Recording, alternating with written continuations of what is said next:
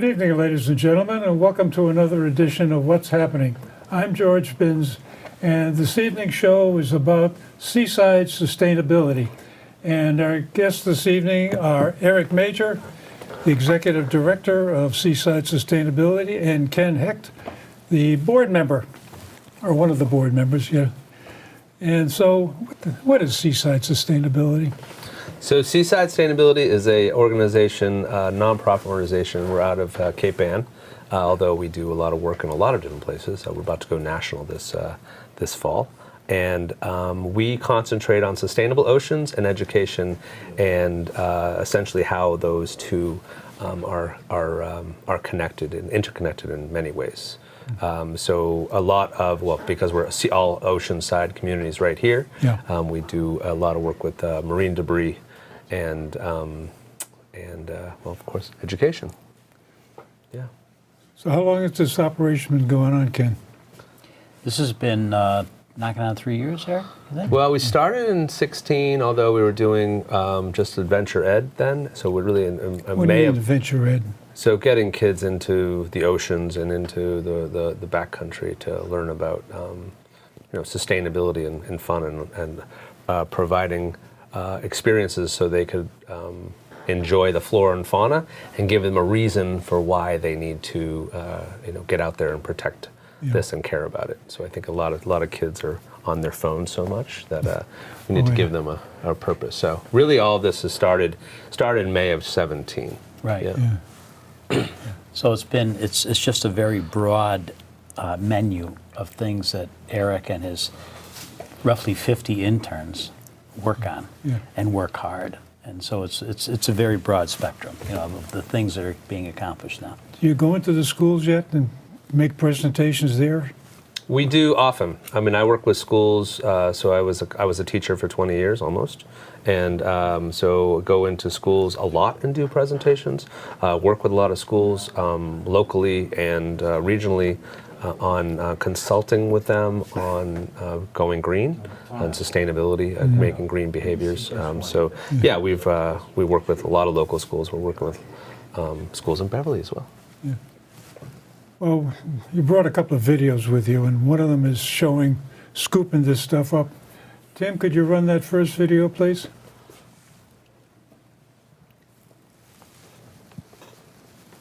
Yeah, so this is one of the things we do in one of our programs called Marine Citizen Science, and so we are that's a boat out of Gloucester, Mass. And we determined concentrations of marine debris, but specifically microplastics in our waters. And so what's being deployed off of this boat is it's called a marine debris trawl. And it goes for about 15 minutes, not about 15 minutes, it goes for 15 minutes in a straight line.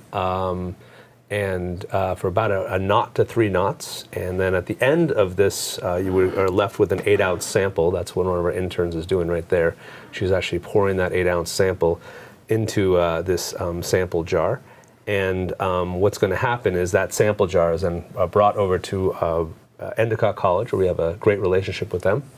And they process the sample into essentially, they actually processed 4 of our samples last year, and these are the microplastics that are in our water. So that actually sample right there is this one right here, and the one that they were just working on. Yeah. And so there are significant amounts of microplastics that are in our waters, unfortunately, which are very small guys. This is not a problem. It's for the big ocean, way out kind of thing. It's a local. It's not just a problem globally. It's a problem right here. Yeah, because all we ever hear about is the huge gyre of plastic swirling around in the middle of the Pacific. Yeah. I think we were talking before the show. It's either bigger than the state of Rhode Island or maybe the state of Texas. Yeah, it is massive. Yeah. Well, the microplastics, what it does is it breaks down. The plastics do break down over time in the salt water, and then the crustaceans, the fish, ingest it whether they're wanting to or not. It's not necessarily that they're eating a straw, although many sea animals do eat this debris, but it's that it really goes into their body and is throughout their body. So thus, when we eat fish or crustaceans, we're getting that plastic in our bodies. Yeah. So literally, this ends up in our bodies. That's one of the key issues. Sources of this that I've heard about, maybe you can elaborate for me, is a lot of our products have microplastics built into them as sort of like an abrasive, like toothpaste, and some of these face washes, body washes, kind of cosmetic things. And so we don't even need the ocean to break it down. It's made broken down, if you will, and then it's just dumped into the ocean anyway. So, yeah, there's a lot of this stuff around, and I guess there's got to be a change in the plan of how we reprocess plastics. Yeah, I think microbeads are, if they haven't been banned, they're about to be banned nationally, and that's what those are. Those are Yeah. abrasives. Yes, they're bad, but and they should be banned, of course. But this stuff is coming from consumer plastics, and unfortunately fishing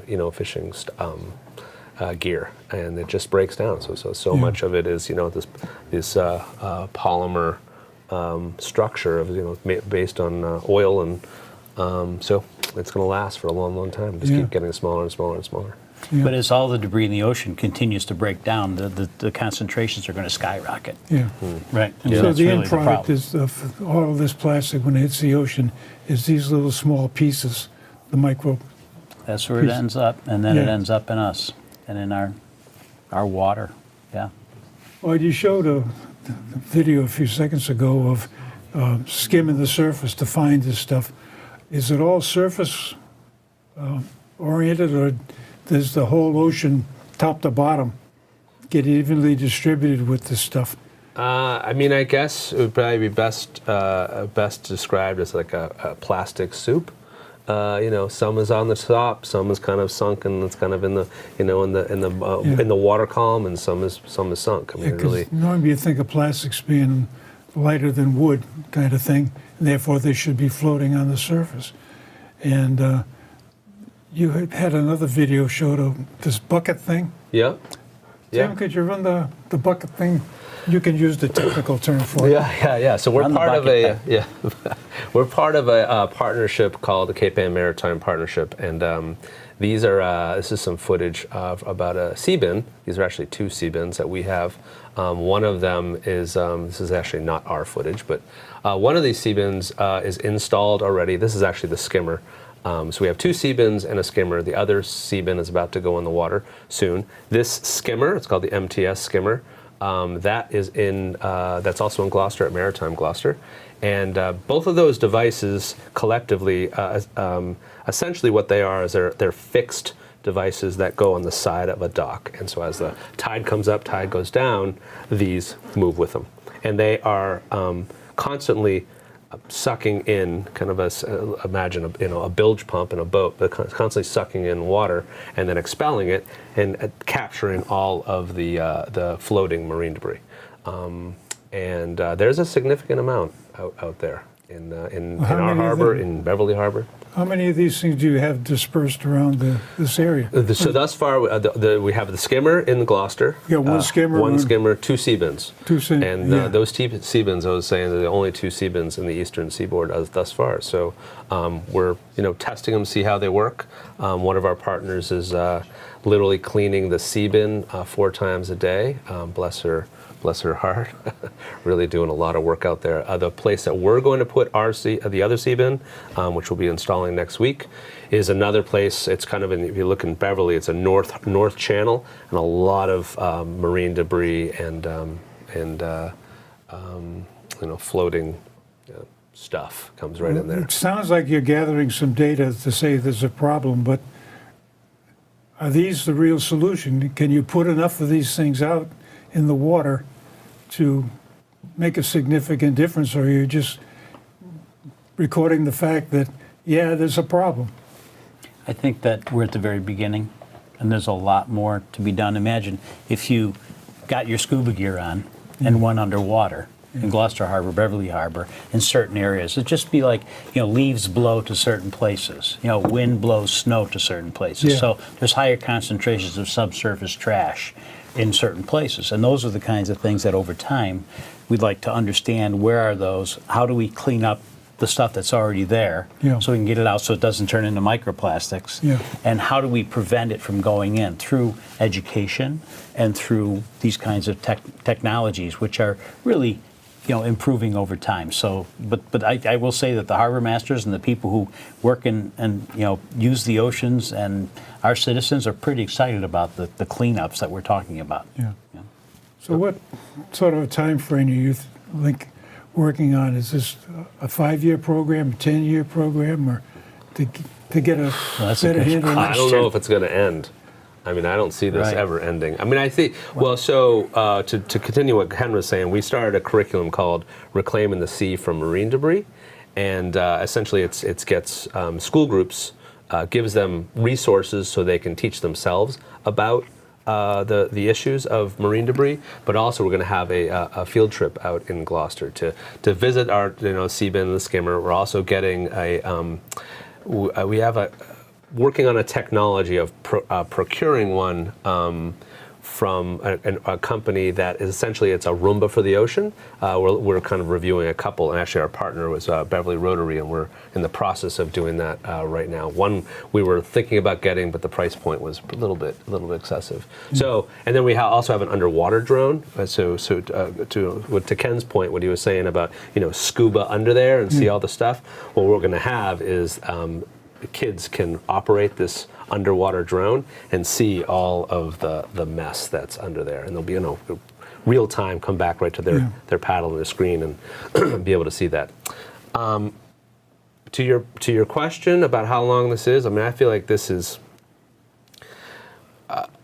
it is such a conundrum. I mean, I think last year alone we produced globally more single-use plastics than steel, and we're set every year expected to make more and more and more single-use plastics. Single-use plastics being your water bottle, your straws, your cups and your cutlery and that kind of stuff. Yeah. Things that are intended for grab once, use it, and huck it. Not, we're surrounded by plastics. Everywhere we look right here is plastics. I mean, we couldn't have this without, all of our, everything. But that's not the single-use plastics that we're talking about here. So think about it as inflow and outflow. There's an inflow to our oceans of plastic, and it's a constant inflow. Yeah. And so really the education component and the straw bans and the plastic bans and the plastic bag bans are meant to limit the supply that can go into our oceans. So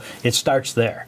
So let's stop putting stuff in our oceans, okay? And then there's this other part of it, which is cleaning up what we've already done in terms of damage. So I broadly speaking, I would say, let's stop the stuff from going in, and let's clean up what we've got. I mean, those are the two components, right? Yeah. So, and the education part, and very proud of our communities that some of our communities here, Beverly's considering it, Gloucester's banned single-use plastic bags, styrofoam. These are things that we have to stop having the ability to go into our oceans, so we stop the supply. Well, that's where I start to have a problem with this whole exercise, that plastics were invented nominally after 1900. First one was Bakelite. And they've been coming up with more and more different plastics ever since. And like you're showing here and here and here, there are some awful useful things. You look at your car, and just about everything in it is plastic. And in fact, I got into a discussion with some guys about flying on this new Boeing Dreamliner. And one of the features of it is they can fly it at a lower cabin altitude because they got a composite structure on it that allows them to fly at a higher pressure or a lower altitude, and you get a better oxygen content. So there's all sorts of good things that happen with plastics. And just to go out arbitrarily and ban them bothers me, because one of the bans that shows up is, we'll ban plastic bags. Okay, but the little plastic sleeve that your newspaper comes in, well, that's okay. Or the little plastic sleeve that you put your broccoli in or your asparagus in, that's okay, but you can't have a bag to carry it.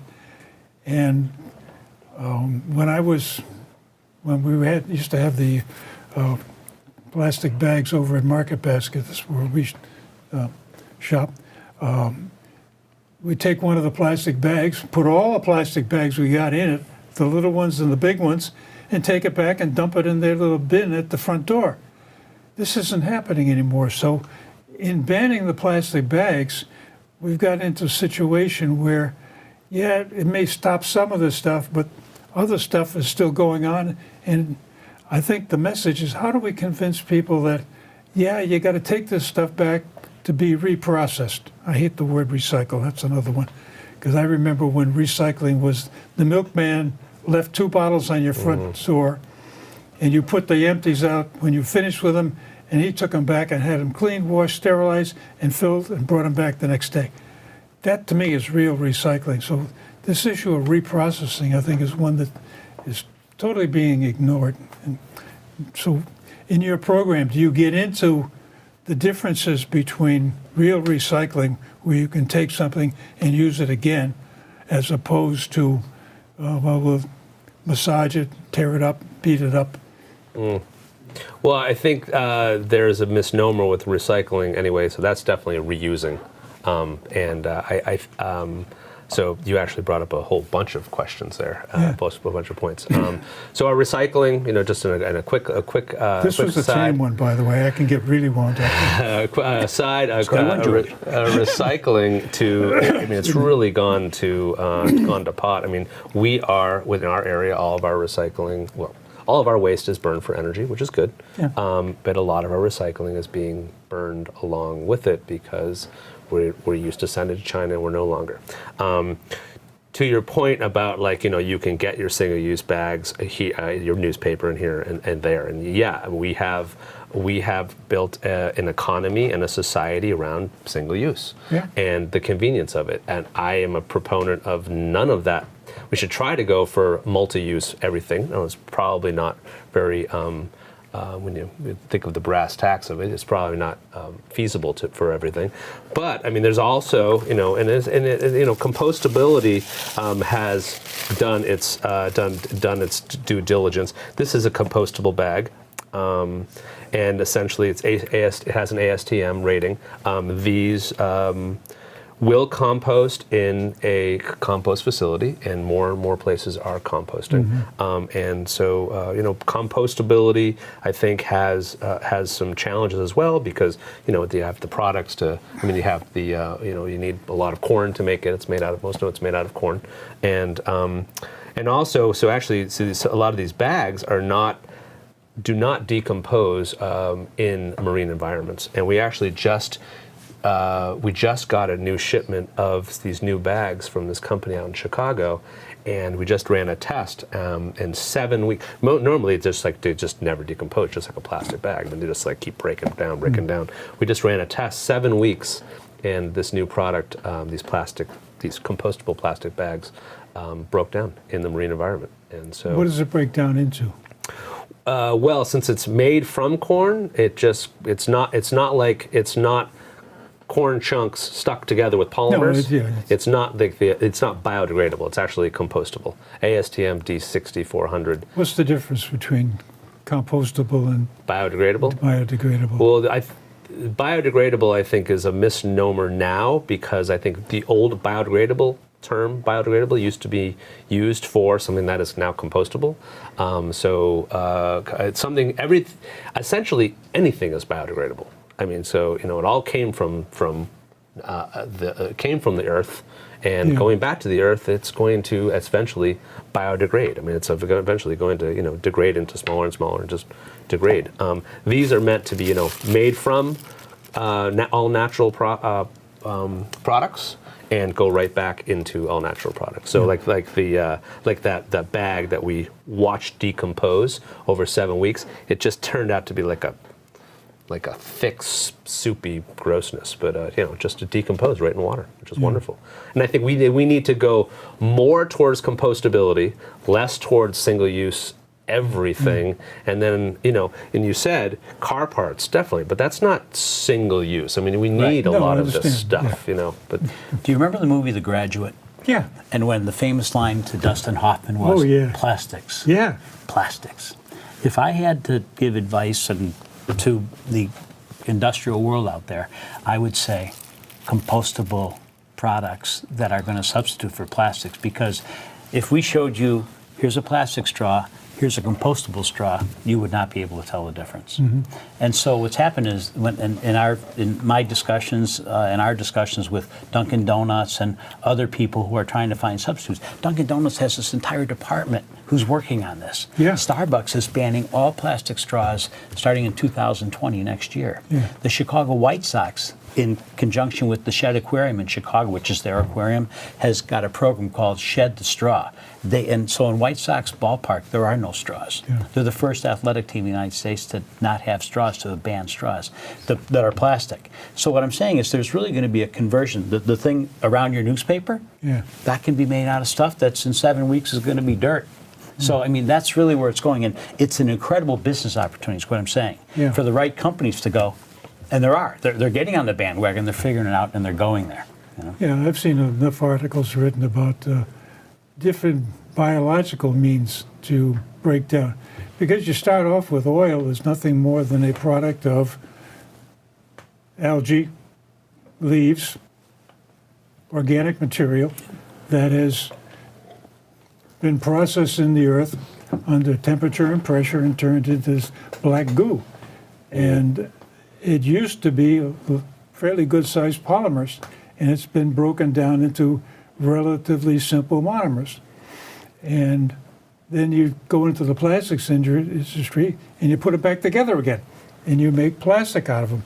And I've got a problem with using edible stuff to make plastic, because there ought to be another way to do it, because I remember when they first started doing with the ethanol made out of corn, the price of tortillas went out of sight. It has repercussions when you get into some of these things. And I think that's one of the issues that too few people recognize, that when you poke at it over here, something pops up over there. Certainly. It's like a big balloon, It is. And there's the opportunity, too. Yeah. I mean, to solve these problems and to come up with a solution that actually works and can you don't have the effect of popping up all over the place. Turns into a game of whack-a-mole. Whack-a-mole, that's what I was searching for. Yeah. Whack-a-mole. And you think about this area with cell signaling in New England Biolabs, at least 2 companies locally around here, there ought to be some opportunities, like you say, to spin off something that gets into something that's more practical than taking the corn and making something other than tortillas, Well, this is a huge movement. This is nationwide, it's worldwide, and it's coming at us. And the question is, do we want to lead or do we want to follow?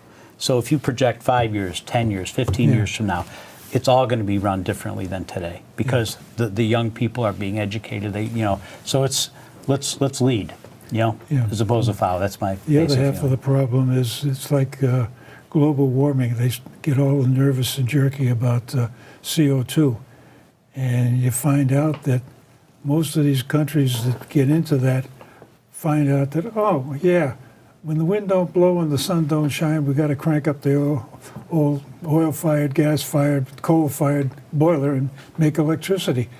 And the problem comes down to the places that are making more CO2 than we are not involved in this game. And similarly with the biodegradables, I saw an article recently that something between 88 and 95% of the plastic comes flushing down 7 rivers in the world, or nine rivers. 7 are in Asia and 2 are in Africa. And there is the magnitude of the problem. So, yeah, we can do a lot of good stuff here, but how do we convince them to get into the game? Well, that's what worldwide agreements are about. That's what the Paris Climate Accord is about, in part. This is, people coming together. This is about the UN. It's about countries working together to get this going. But you've got to do your part. It's going to come from the bottom up in large part, and that the people are going to have to insist upon this, so that the elected officials around the world are going to have to get with the program and really deal with the electorate. I think it's more of an educational program that says, okay, you got this plastic bag. You don't throw it in the trash. You do put it into some sort of system where it will get composted, reprocessed, whatever. Thin film plastic bags are polyethylene, one of the simplest plastics to break down. It's a thermoplastic. You just heat it and melt it. And I think the problem we've discussed before on the why is, it's a disaster when it goes into one of these recycling plants, because they got the big scoops that have the knives on them that cut everything down and break it down, and it gums up the works. Well, it doesn't belong there. That's the problem. It shouldn't be there. And I'll get on my rant about not having the single stream recycling, because once you mix these things together, you're destroying information that is extremely valuable, and it's very difficult to unmix these things. I've seen some of the pictures where people standing over this conveyor line picking stuff off. That's got to be a miserable job. Oh, you think? I can imagine. Yeah. Well, I think to your point about education, I think education is key, and that's why we are, Seaside Sustainability has two programs that we have created. One of the programs is called Green Scholars. It's in lots of schools. We've trained almost 500 people around the country to do it. Actually, Ipswich High School just became one of the greenest schools in the country with the Green Ribbon Award because of this program. So it's won national attention, and essentially what it is, it's giving students, middle school and high school students, a project-based learning opportunity to run a project in their school or in their community that's based around sustainability. So the hope is, or their goal is in 2020 to get that onto a web-based platform where it's a training, video-based training module. So that's one of the education things we're doing, which is awesome. And with those words of wisdom, we've run out of our 30 minutes. And I hope you've had as much fun as I have. And ladies and gentlemen, thank you again for watching us. And we'll probably have to come back and refinish this one, because this goes on and on. And hope to see you next time. Great. Thank you, George. Thank you, George. Appreciate it.